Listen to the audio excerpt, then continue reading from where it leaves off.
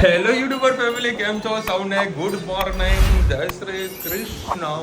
અને પવિત્ર શ્રાવણ માસની શરૂઆત હવે થઈ રહી છે. 4 થી 5 દિવસ ગણીના બાકી રહ્યા છે. ક્યારે ચાલુ થાય જોયું છે? 13, 14, હા સોમવાર. વાહ ભાઈ વાહ. જો પહેલો હા સોમવારથી ચાલુ થશે, સોમવારથી એન્ડ આવશે. હે 13 ના મમ્મી અચ્છા ને 2 અમાસ છે પાછી. હા બેટા, હા એમાં આવું. લો ભાઈ સવારમાં બેના કાજુ બદામ લે. તારી ફેવરેટ દ્રાક્ષ. ઓ ધનવીના દ્રાક્ષ એટલી વાલી.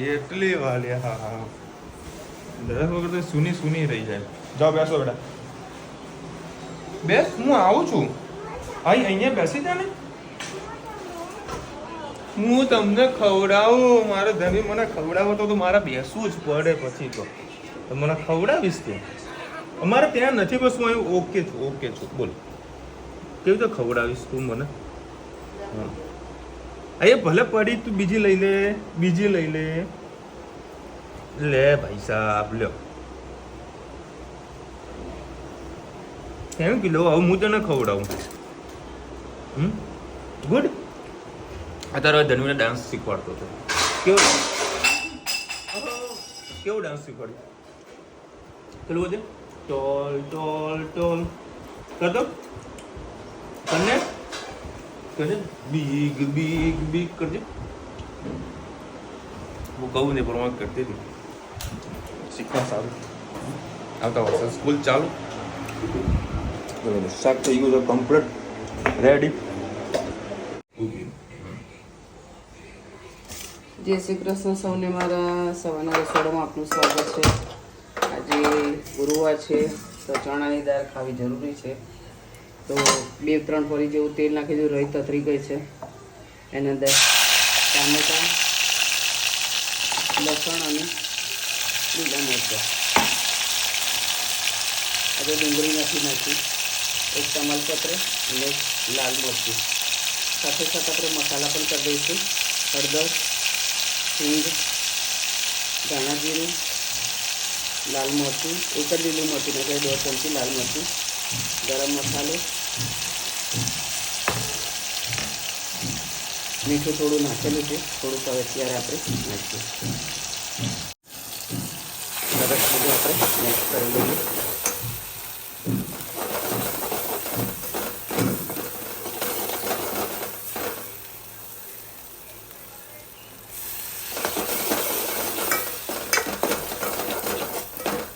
મસાલો આપણો સરસ શેકાઈ ગયો છે.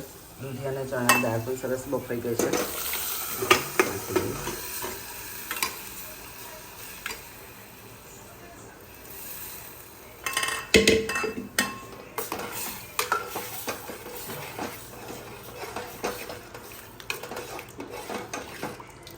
આ રીતે મસાલો શેકવાથી તેલ સારું એવું છૂટું પડે છે. થોડુંક જ તેલ નાખી દઉં પણ સરસ રંગજત દેખાય છે. કોમેન્ટમાં ચોક્કસ કહેજો અમારે દૂધી ચણાની દાળ તમને કેવી લાગી. ચલો ભાઈ, અત્યારે સરસ મજાનો વળી વરસાદ વરસી રહ્યો છે. અને અત્યારે એક બેકરી શોપ પર ઊભી રાખી છે. લીધું છે ટોસ્ટ અને આ ભાઈ લઈને આવ્યા છે કેક. કેટલા લીધા પેલા ટોસ્ટના? 80 લીધા. અને આ પેસ્ટ્રી લઈને આવ્યા છે. પેસ્ટ્રી સરસ. આજની પાર્ટી વિસલબેન. હા ભાઈ, તું ખા ને ભલા મને. પછી વડાપાવ નહીં ખાવ? ખાશું મારા ભાઈ ટોસ્ટ છે. બોલો, ચમચી એકલો લઈને આવ્યો હોય. તમારે બી ખાવું? હા તું ખા, હું આમાંથી અડધું ખાઈ લાસ્ટમાં. તો અમારે અડધું ખાઈ હું. અને ગાડીમાં જ્યારે બી કોઈ આવું વસ્તુ કામ હોય ને તો બીજા વ્યક્તિને જ મોકલું. ગાડીમાં તમે ઉતરશો ને તો કોઈ અમુક ટાઈમે દંડ ભરવો પડશે, કારણ કે બ્લોક પણ મારી જતા હોય છે. એટલે મેન સીટમાં બેસી રહેવાનું, એટલે તમારે કોઈ દિવસ છે ને દંડ નહીં આવે, ના તો કોઈ બ્લોક મારી નથી જતા. હજુ હવે હાલ કેટલા વાગ્યા? 6:30 વાગ્યા છે. આગળ જઈશું, વડાપાવ ખાઈશું. અને વડાપાવ મળે તો બરાબર, અદરવાઇઝ ચોડા ફરી જિંદાબાદ. મોજ. જો ભાઈ, સરસ મજાના ગરમા ગરમ બોમ્બે સ્ટાઇલના વડાપાવ જોડે છે મિર્ચી ભજીયા. આ જ રિલાયન્સ ટ્રેન્ડ છે બરાબર, એની પાસે જ આ જો લાઈન લાગી જુઓ ખાલી ચકાચક. મોજ. આવું ચોમાસામાં ખાવાની કેવી મજા આવે, ગરમા ગરમ. આવી જજો અહીંયા આગળ. જય શ્રી કૃષ્ણ સૌને મારા સાંજના રસોડામાં આપનું સ્વાગત છે. આજે રીંગણ, ફુલેવર અને મેથીની ભાજી એની સબ્જી બનાવીશું. આમાં રઈ જીરું કશું નહીં નાખીએ, લસણ, લીલા મરચાં, ટામેટાં,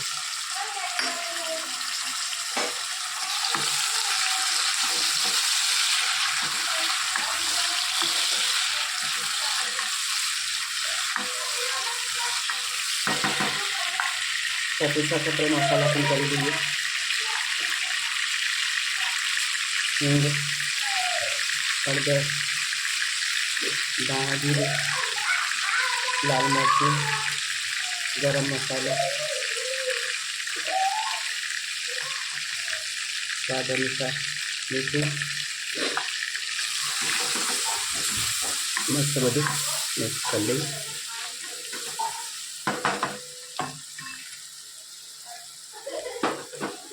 જે આપણે ફુલેવર અને રીંગણ સુધાર્યા છે નાખીએ.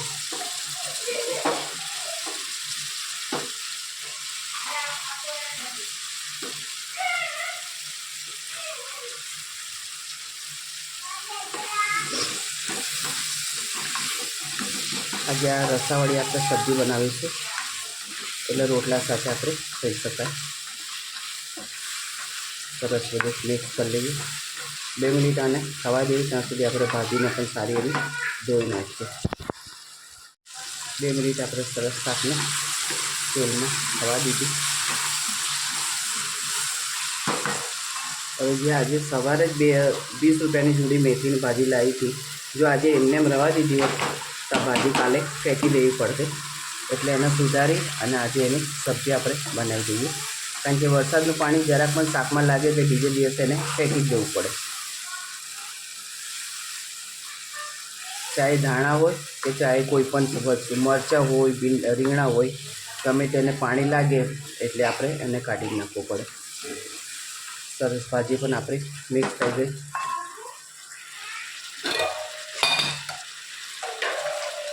હવે એને થોડું પાણી નાખી અને ઇલેક્ટ્રિક સગડી પર આપણે એને મૂકી દઈશું ધીમા તાપે. સરસ આ સબ્જી તૈયાર થશે. અને બાજરીના ગરમ ગરમ રોટલા અને રીંગણને મેથીનું શાક તો ખાવાની ખૂબ મજા આવે. અને સાથે આપણે અત્યારે મોટા મરચાં સરસ મળી રહ્યા છે, એને પણ સરસ શેકેલા છે. કોમેન્ટમાં ચોક્કસથી કહેજો અમારી સબ્જી તમને કેવી લાગે. હે માં દીકો એવું કર્યું બેટા? હા કોઈ નહીં, ચાલ ચાલ ચાલ, ચૂપ ચૂપ ચૂપ ચૂપ. હા બસ બસ, શાની થઈ જાય માં દીકો. હા જો લૂસે જો ખાલી. હા હા, કેમ રડે માં દીકો? શું થયું? હે જો જવા દે, ચો મમ્માને જવા દે, ચો ચો જવા દે. બસ થયું એવું છે. બસ ચાલ બેસી જા બેટા, બેસી જા માં દીકો, બેસી જા. થયું એવું છે કે રુચિતા ચાલતા ચાલતા નીકળતી રોજ. ધની બેન આડા ફટા કે મારે આવું છે, એટલે થઈ ગયું ચાલતા ચાલતા લઈને આવી એટલે રડવા લાગી. એવું કર્યું મારા બેટા? ચલો ભાઈ, મારે વડે ગાડી મારી પડશે રિવર્સ. એક જગ્યાએ અર્જન્ટ એક ફોન આવ્યો, એટલે પહેલાં ઉઘરાણીનું કામ છે એ પતાવી દો. પહેલાં ઉઘરાણી તો ઘરે પહોંચ્યો નહીં, ધનવી બેન મળી ગયા એટલે આ લોકોને આટોય મરાઈ આવું. એક જ મિનિટ પહેલાં આટોય મરાઈ આવું અને બંનેના કામ થઈ જાય ભેગા ભેગા. બેટું કેમ રડતી હતી મારી દીકો? તું શું કર્યું તું મમ્માએ તને? તને માર્યું માં દીકા? હે શું કાચો વાંધો નહીં, ચાલ માર્યું મમ્મી, માર્યું એવું કહ્યું બેટા? મમ્માને લઈ જાઓ અત્યારે? જોજો આવ્યો બોસ, જોજો જોજો નખરા કરશે ને, જોજો ખાલી. જોજો અમને આગળ રુચિતા આવશે ને એટલે અમને શું કરશે જોજો. બેટા તું લબડીશ ને બેટા? હા હા હા, કાઢો. જોજો 1 2 ના જુઓ. લે બેસી જા, આપણે આવીએ. વે છે કામ છે. ઓ આવી જા. જે દડા દડા હાલો બડા, જે દડા દડા હાલો. ચલો ભાઈ, 10 વાગ્યા છે બધા જમી લીધો હતા. મારી રાતો કોઈ જોવાનું નથી એનું કારણ છે કે આપણું કોઈ ટાઈમિંગનું નક્કી નથી. ચાલ આ નીચે બેસે ને, ચાલો નીચે બેસ. શું થયું તને? એને કઈ સાલમ પાક પડ્યું લાગે. તે માર્યું? જેને તે માર્યું? ના આમ કઈક મૂડલેસ જેવું લાગ્યું. હે કોઈ બોલ્યું તને? જા બેટા ભાઈને વાલી વાલી. શું થયું?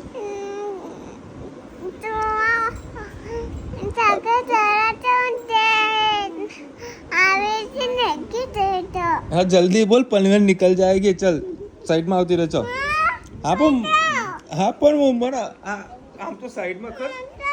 હા ગાડલાથી થોડોક અલગ બેવું પડે. ચલો ભાઈ સવારનું શાક ના હા રીંગણાનું શાક બનાવ્યું છે. મેથી ભાજી રીંગણા હા હા અને ગરમા ગરમ રોટલા ગરમા ગરમ ઠંડા બેસ્ટ. બતાય તો ખરે તો કે પહેરો બતાવ્યો તો ખરા.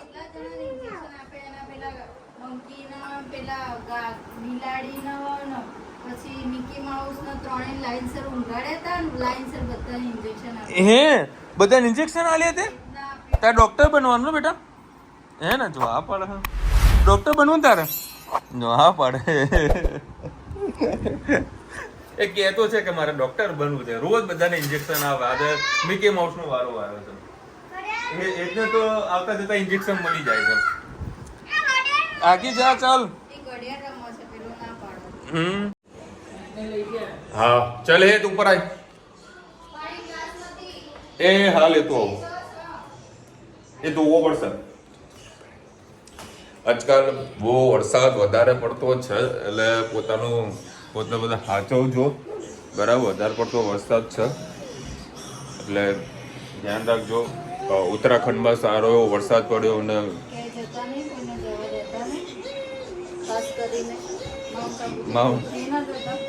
માઉન્ટ આબુ ના જતા.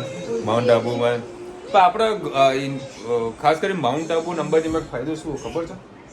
શું હોય આપણે ના ના એવું નથી. આપણે જે પર્વતો જે ખરા ને જે પહાડો છે ને એ કાંઈ નહીં કરતો. પહાડો જે છે ને બરાબર એ માટીવાળા નથી, પ્યોર પથ્થર છે એટલે એમાં ભેખડો ખસવાની આવી સંભાવના બહુ ઓછી હોય છે. હા બહુ ઓછી છે.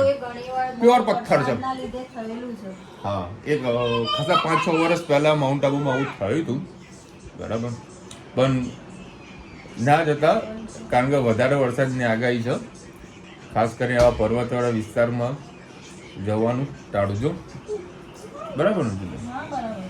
બરાબર ટાળજો. અમે તો જઈશું. અમે ભલે બીજા લોકોને કહીએ છીએ તમે ના અમે તો જઈશું જ. બરાબર ચાહે ગમે તે થાય જવાનું. અને માઉન્ટ આબુ વરસાદમાં જ મજા આવે યાર. ખબર હે તમને? અરે દનો આવું ને તારે